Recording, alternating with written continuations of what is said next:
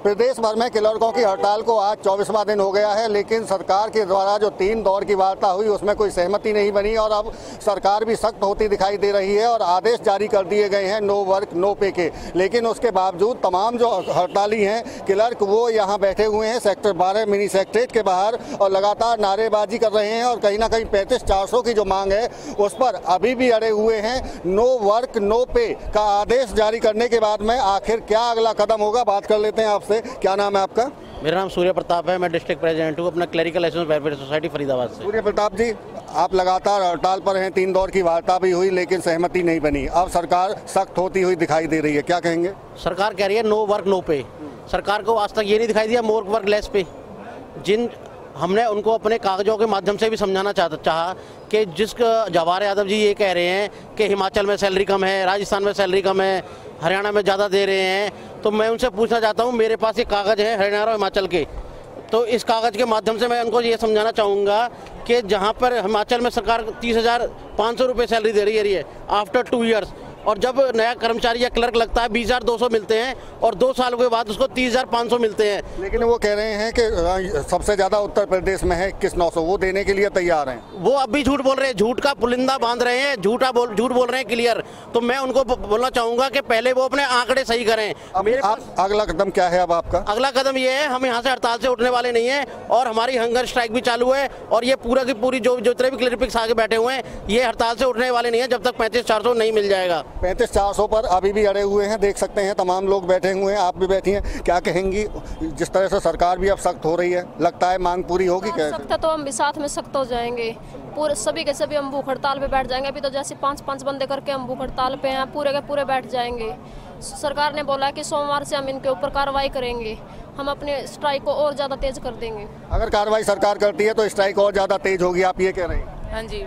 लेकिन लोगों के काम इफेक्ट हो रहे हैं, रजिस्ट्री की बात करें चाहे और अन्य जो आरसी की बात करें, लाइसेंस की, इसको लेकर जो लोग परेशान हैं उसकी तरफ भी आपका ध्यान है क्या? कोई देखिए, सरकार जो ये कर्मचारियों के जो या जनता के जो भी काम ठप हैं उसके लिए हम लोग जिम्मेवार नहीं है, इसके लिए सरकार जिम्मेवार है। हम तो चाहते हैं कि हमारी मांगे माने और हम जनता की सेवा करें जाके। हमें मजबूर किया गया हमें यहाँ बैठने के लिए, हम लोग यहाँ बैठ के खुश नहीं है और जनता के काम को रोक के। देखिए, तमाम जो क्लर्क हैं वो कहीं ना कहीं अपना आपको साफ तौर से कहते हुए दिखाई दे रहे हैं कि उनको मजबूर किया गया है, इसलिए वो मजबूरी में यहाँ बैठे हैं। 24 दिन पूरे हो चुके हैं लेकिन हड़ताल टूटने का नाम नहीं ले रही है। 3 दौर की जो वार्ता हुई, क्या बातचीत हुई, आप तक जानकारी कोई पहुंची उसकी? सब कुछ जानकारी, जो वार्ता में कोई नतीजा नहीं निकला, सिर्फ हमें पकड़ाया गया है। हमारे अब OSD साहब ये बोल रहे हैं कि पंजाब के ज़्यादा वेतन मानते हैं, जबकि जो झूठ बोल रहे हैं बिल्कुल। ये पंजाब में केवल 2 साल 19,400 मिलता है, उसके बाद बाकी वही 35,400 वेतन मिलता है। सब झूठी अफवाहें फैलाई जा रही हैं। ये अभी फिलहाल सरकार ने नो वर्क नो पे का फरमान जारी किया है, सिद्धांत लागू कर दिया है। इससे ज़्यादा अगर सरकार सख्ती बरतती है तब उस हालात में क्या करेंगे? हम अपने ही बलिदानी दे देंगे अपने और भाइयों के लिए, अगर सरकार नहीं मानती हमारी बात तो। चाहे हमें कुछ भी करना पड़ जाए यहाँ पर, अगर हमें आत्मदाह भी करना पड़ा तो वो भी करना पड़ेगा, मजबूरी हमारी। बिल्कुल, देखिए कहीं ना कहीं क्लर्क भी अपनी मांग पर अड़े हुए हैं। एक सवाल आपसे ये भी है कि जिस तरह से कल रिपोर्ट सरकार की तरफ से मांगी गई थी और उस रिपोर्ट के बाद में सामने आया है कि 823 फरीदाबाद में जो क्लर्क हैं उनमें से केवल 323 ही हड़ताल पर हैं, बाकी सब काम पर हैं। ये झूठी रिपोर्ट बनाई गई है। इस झूठी रिपोर्ट को हम सरासर गलत कहेंगे, क्योंकि मेरे पास ऐसे भी बहुत सारे कर्मचारी हैं जिनकी प्रेजेंट दिखाई है और वो अब भी हड़ताल पे बैठे हुए हैं। और दूसरी बात, जितने भी कर्मचारी इन्होंने टोटल करके दिखाए हैं, इन्होंने क्या करा, वर्किंग पोस्ट नहीं दिखाई है, सैंक्शन पोस्ट दिखा दी है। इससे तो ज़्यादा कर्मचारी हो ही जाएंगे, सैंक्शन पोस्ट तो ज़्यादा है क्योंकि इन्होंने कर्मचारी लगाए नहीं। लेकिन 1 दर्जन से ज़्यादा डिपार्टमेंट ऐसे बताए गए हैं जिनके क्लर्क आपके साथ नहीं आए। हरियाणा में मैं आपके इस सवाल के जवाब में ये कहूँगा, आज की डेट में 1 लाख वैकेंसी हैं, इन्होंने भर ली। पिछले 5-4 साल से इनकी सरकार 2019 से बनी हुई है। हम इतने सवाल ये नहीं है, सवाल ये है कि 823 में से केवल अगर 323 आपके साथ में दिखाई देते हो तो आपको समर्थन नहीं है? कह रहा हूँ आंकड़े गलत हैं आपके, मैं तो कह रहा हूँ सरकार गलत आंकड़े पेश कर रही है। जी आप बताइए। मैं कहना चाहता हूँ, जो सरकार आंकड़े दे रही बिल्कुल निराधार है। कल इन्होंने MCF के 80 क्लर्क स्ट्राइक पे दिखाए, जबकि 112 स्ट्राइक के ऊपर हैं। इन्होंने उस रिपोर्ट को दुरुस्त किया। अकेले एमसीएफ से 112 स्ट्राइक पर हैं। 179 पोस्ट दिखाई इन्होंने गुमराह करने के लिए, ताकि आंदोलन कमजोर हो। लेकिन 137 डीबी बिजली विभाग के जो 137 क्लर्क हैं वो आपके साथ नहीं है, HBPNL के क्लर्क साथ नहीं है, ITI के नहीं है, YMCA के नहीं है, और क्या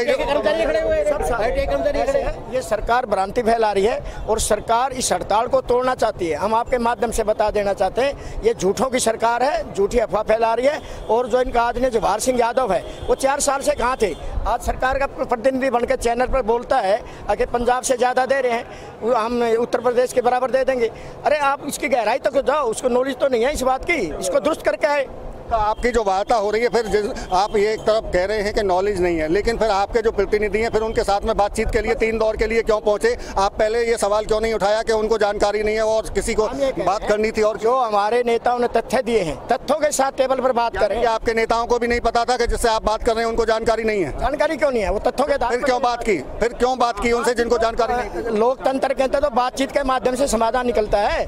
लोकतंत्र के अंदर हड़ताल करने का भी अधिकार है और बात करने का भी अधिकार है। सरकार को बातचीत के माध्यम से समाधान करना चाहिए। बातचीत के माध्यम से समाधान करना चाहिए। जी, आप जो कह रहे हैं हमारे नेताओं को जानकारी नहीं है, हमारे नेताओं को पूरी जानकारी है। जानकारी जवाहर यादव को नहीं है जो हमारे। लेकिन मेरा सवाल यही है कि अगर सरकार पे आप सवाल उठा रहे हैं कि जानकारी नहीं है उनके पक्ष की तरफ से, जो पक्ष रखा गया है, तो फिर उनके साथ बातचीत का मतलब क्या बनता है? फिर बातचीत बार-बार जो सकारात्मक बातचीत। आपकी मांग ये नहीं होनी चाहिए थी कि सक्षम अधिकारी को बिठाइए और उनसे बात करें? समक्ष अधिकारी बैठे हुए, फाइनेंस डिपार्टमेंट के चीफ सेक्रेटरी साहब ये बैठे हुए, और इनसे ज्यादा समक्ष अधिकारी कौन होंगे? और बाबूजी अब हम अगला आप क्यों जाते हैं फिर पॉलिटिकल लोगों के? आप अधिकारियों के साथ में क्यों नहीं करते बात? क्योंकि सरकार जो है वो पॉलिटिकल लोग ही चला रहे हैं। तो फिर आप भी तो उनसे ही बात कर रहे हैं ना? उनके सारा काम तो आप भी तो बात उन्हीं से कर रहे हैं ना? बिल्कुल, ये हम क्योंकि हम उन्हें चुन के भेजते हैं, हम इसलिए उनसे बात करेंगे। तो फिर सवाल कहाँ रह गया? फिर सवाल ये है कि जो हमारा हक है वो हमें मिलना चाहिए। बिल्कुल, देखिए ये जो तमाम क्लर्क हैं अपने हक के लिए सड़कों पर बैठे हुए हैं। पिछले 24 दिन हो चुके हैं। एक तरफ जहां सरकार की तरफ से लगातार मांग की जा रही है तो सरकार भी झुकने को तैयार नहीं है, तो दूसरी तरफ हड़ताली क्लर्क भी झुकने के लिए तैयार नहीं है। फरीदाबाद से देवेंद्र कौशिक, इंडिया न्यूज़। गाँव में जाएंगे और